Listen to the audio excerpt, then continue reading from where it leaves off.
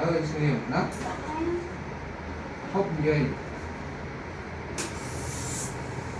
những con tàu chứ mà ta mua cái người ta phải bán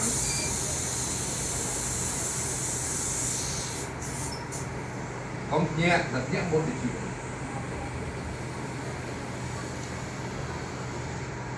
không nhẹ mình cứ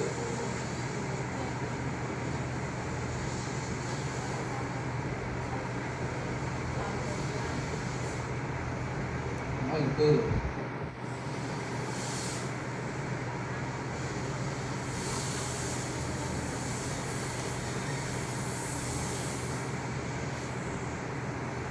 không thực hiện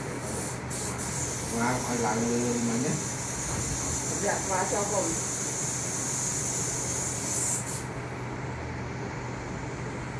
thì khi nó phải điều bộ họ như sập tập hỏi tập bài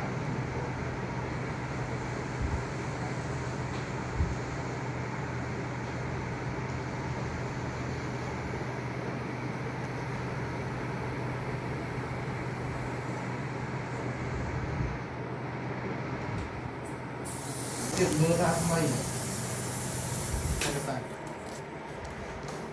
này